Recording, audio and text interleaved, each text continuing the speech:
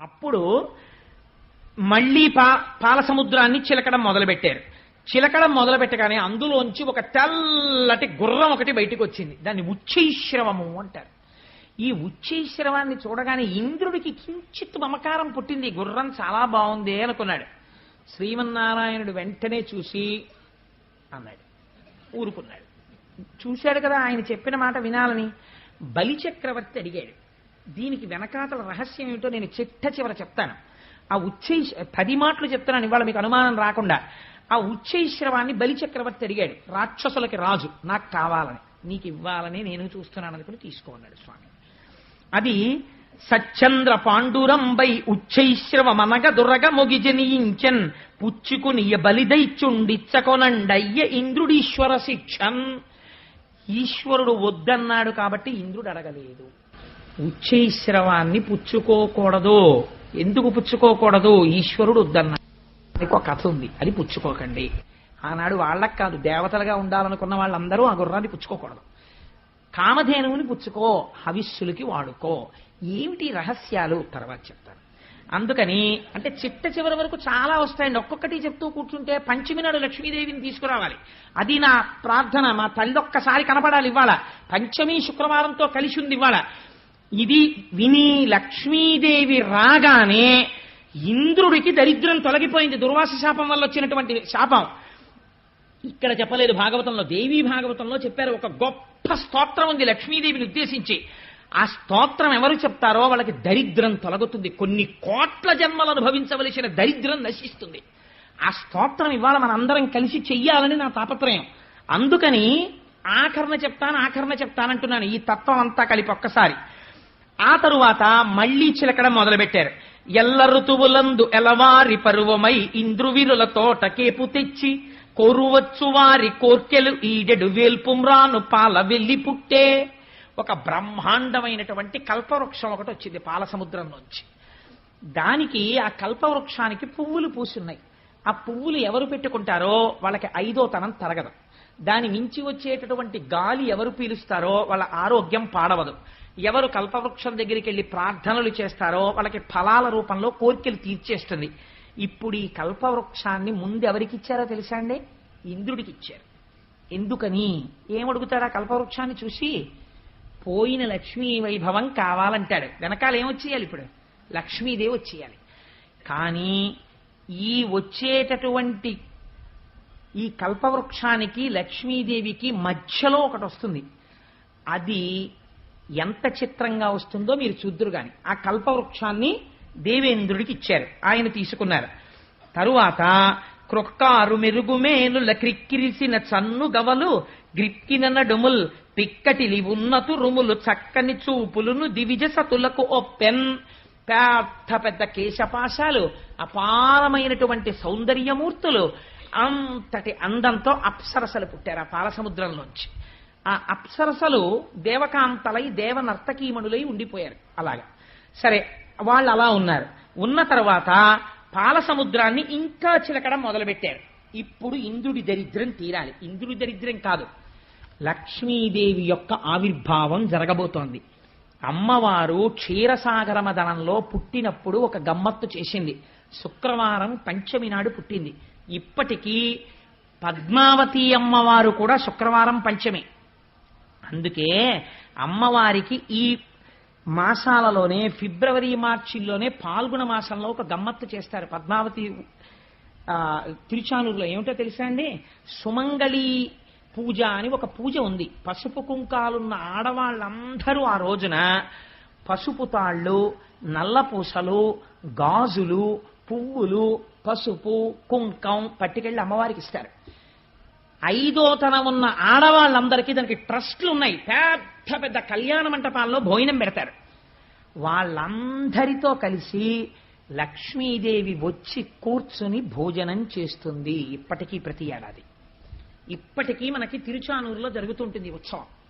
అందుచేతనే అమ్మవారి ఆవిర్భావం జరిగి రేపు కళ్యాణం జరిగిన తర్వాత కాకినాడ పట్టణంలో ఉన్న సువాసినులందరూ కొన్ని కోట్ల జన్మలు అలా పసుపు కుంకాలతో ఐశ్వర్యంతో ఉండి కుటుంబాలని రక్షించుకుని వాళ్ళు ధర్మ మార్గంలో భర్తలు ప్రవర్తించేటట్టు చూడాలని లక్ష్మీ పూజ ఆదివారం పెట్టుకున్నాం.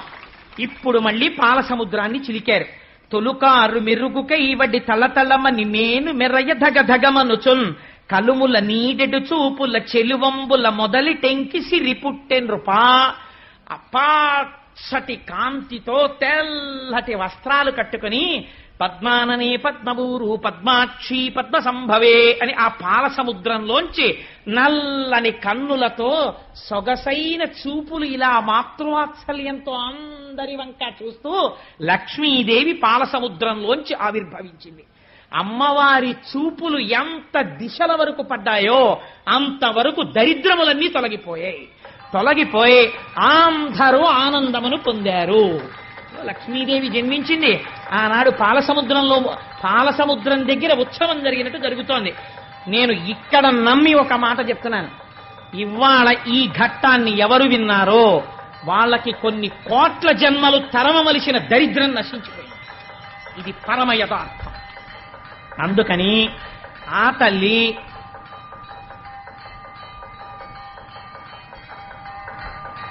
ఒక్కసారి మీ అందరూ కూడా మానసికంగా అదిగో అక్కడ నీరాజనాన్ని తీసుకోండి. ఒక్కసారి అది కళ్ళకద్దుకుని నమస్కారం చేసుకోండి. స్వామి త్రిమూర్త్యాత్మకమై దత్తాత్రేయుడై ఉన్నాడు. చక్కటి జేగంటలు మోగే ఈ దేవాలయంలోను. అటువంటి పరమ పవిత్రమైనటువంటి లక్ష్మీదేవి యొక్క ఆవిర్భావము జరిగింది. ఇంకా దేవేంద్రుడికి దరిద్రం ఏమిటండి? అందుకే పోతన గారు ప్రారంభిస్తూనే లక్ష్మీ ఆవిర్భావాన్ని ఎంత గొప్ప మాట వేశారో చూడండి. కలుముల నీడెడు చూపుల, అమ్మవారి చూపుల్లోంచి ఐశ్వర్యం వస్తుంది. అందుకే ఆదివారం నాడు కనకధారా స్తోత్రాన్ని అనుసంధానం చేస్తున్నాం. శంకరాచార్య స్వామి వారి దేవాలయ నిర్మాణం జరిగినప్పుడు అందరికీ కూడా కొన్ని వేల ప్రతులు ముద్ర వేసి పంచిపెట్టారు సత్యనారాయణ రెడ్డి గారు. ఎవరైనా కనకధారా స్తోత్రం లేని వాళ్ళుంటే ఈ రేపట్లోనే జెరాక్స్ చేయించుకుని తెచ్చుకోండి. అమ్మవారి చూపుల గురించి శంకరాచార్యుల వారు ఎంత వర్ణన చేశారో కనకధారలో. ఆ రోజున లక్ష్మీ పూజ చెయ్యగానే అందరం కలిసి కనకధారా స్తోత్రం చేద్దాం ఫలితాన్ని పొందడం కోసమని. అందుకని కలుముల నీడెడు చూపుల, అమ్మవారి యొక్క దృష్టిలోంచి ఐశ్వర్యం కురిసేస్తోందిట. అటువంటి చూపులు చూస్తూ అమ్మవారు మళ్ళీ పాల సముద్రము నుండి చెలువంబుల మొదలి టెంకి సిరి పుట్టెన్రుపా ఆ లక్ష్మీదేవి ఆవిర్భవించినది.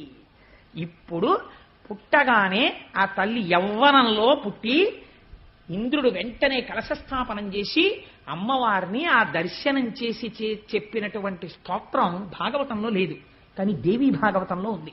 దానికి పెద్దలు ఒక మాట చెప్తారు. ఈ స్తోత్రాన్ని తెలిసి కాని తెలియక కాని ఎవరైనా కొన్ని రోజుల నియమం ఉంది చేస్తే వాడికి ఎంత ఐశ్వర్యం వెళ్ళిపోతుందంటే వాడు భూమండలాన్ని శాసించే చక్రవర్తిత్వానికి వెళ్ళిపోతాడు. తెలిసో తెలియకో చేసిన వాళ్లే అటువంటి ఐశ్వర్యవంతులయ్యారు. పక్కన నారాయణ భక్తితో కలిస్తే భక్తితో కూడిన ఐశ్వర్యం వస్తుంది.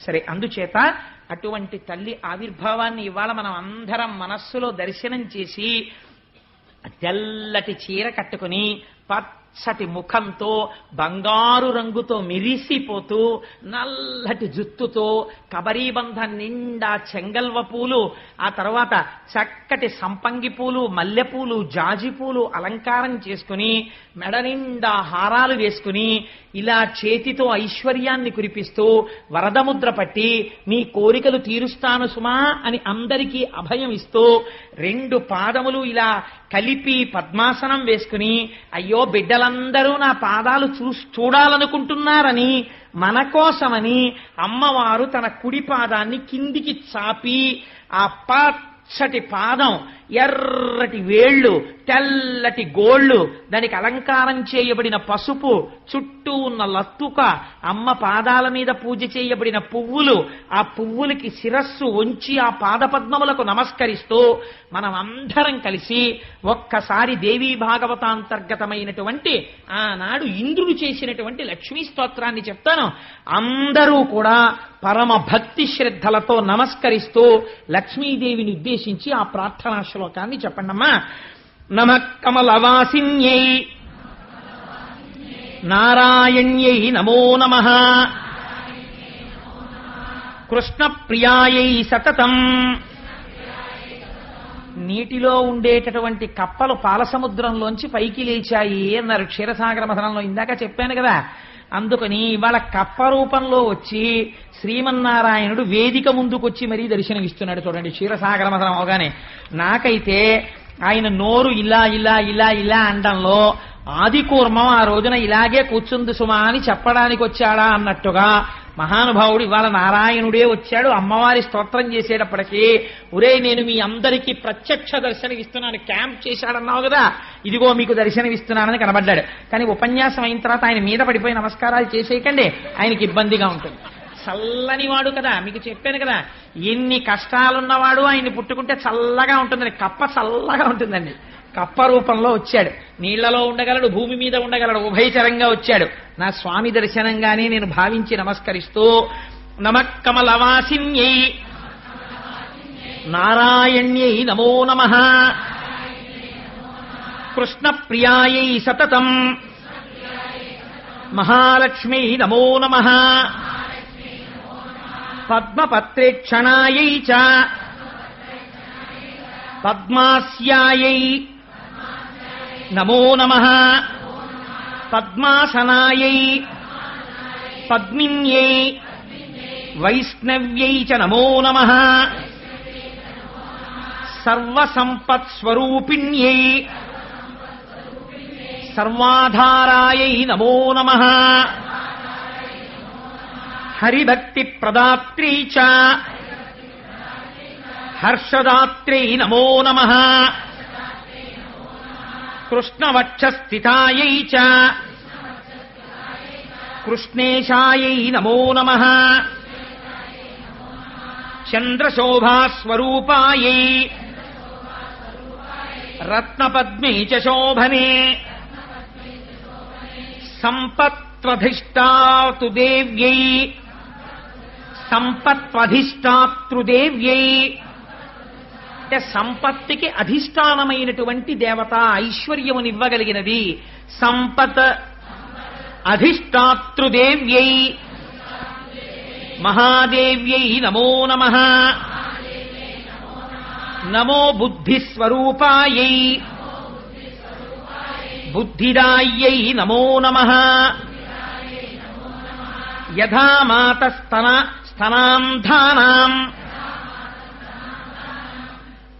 శిశూనాం శైశవే సదా. అంటే ఎంత గొప్ప స్తోత్రమో చూడండి, ఎలా పూర్తి చేస్తున్నారో. యథా మాతా స్తనాంధానాం శిశూనాం శైశవే సదా అంటే పిల్లవాడు శిశువుగా ఉన్నప్పుడు ఆ శిశువుగా ఉన్న బిడ్డన్ని బ్రతికించగలిగిన శక్తి ప్రపంచమునందు అమ్మ పాలు తప్ప వేరొకటి లేదు. ఈ లోకమునందు నేను సుఖశాంతులతో ఉండడానికి ఐశ్వర్యము తప్ప వేరొక దిక్కు లేదు. అందుకని ఐశ్వర్యము ఉండవలసినదే, ప్రయత్నపూర్వకంగా నిరసించకూడదు, తృప్తి ఉండాలి. అందుకని అమ్మా ఆనాడు బిడ్డడైనందుకు వాత్సల్యముతో అమ్మ పాలిచ్చి బ్రతికించినట్టు సమస్త లోకములకు తల్లివైన నువ్వు కూడా దయతో మాకు ఐశ్వర్యమునిచ్చి కాపాడు. ఎంత గొప్ప మాటతో పూర్తి చేశాడో చూడండి ఇంద్రుడు. యథా మాతా స్తనాంధానాం శిశూనాం శైశవే సదా తథా త్వం సర్వదా మాతా సర్వేషాం సర్వరూపతః. అలా అమ్మా మమ్మల్ని అందరినీ నువ్వు కాపాడి రక్షించు. అమ్మ స్తోత్రంలో ఒక గమ్మత్తుంది, మీరు గమనించారో లేదో. ఆ తల్లి ఏమి చెయ్యగలదో అంటే నారాయణ్యై నమో నమః అటువంటి తల్లి మనకి హరిభక్తి ప్రదాత్రై చ హర్షదాత్రై నమో నమః విష్ణు భక్తిని ఆవిడే ఇచ్చి ఆనందమును కల్పిస్తుంది. అందుకని ఇప్పుడు లక్ష్మి సంతోషించాలంటే మనం మళ్ళీ 11 మార్లు ఏవి చెప్పాలి? స్వామి నామం చెప్పాలి కదా. అందుకని అవి కూడా చెప్పేసి వెళ్ళిపోదాం, మనకి పెద్ద కష్టం ఏంటి, పొంగిపోయి చెప్పేస్తాం మనం కదా. అందుకని మీరేమనాలి? గోవింద గోవింద హరి గోవింద అనాలి. అందుకని అనండి, నిఖిల లోకేశ గోవింద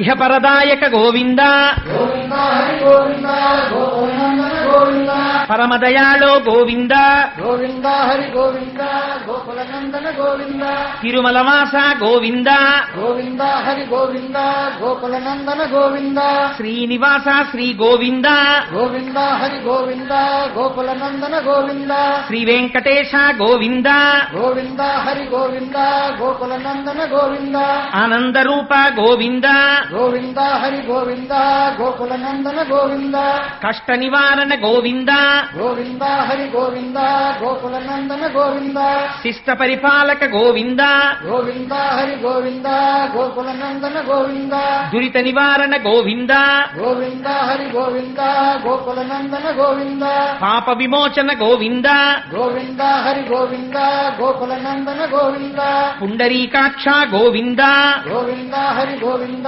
గోకులనందన గోవింద వజ్రమకుటధర గోవింద గోవింద హరి గోవింద గోకులనందన గోవింద గోవర్ధనోద్ధార గోవింద గోవింద హరి గోవింద గోకులనందన గోవింద లక్ష్మీవల్లభ గోవింద గోవింద హరి గోవింద గోకులనందన గోవింద.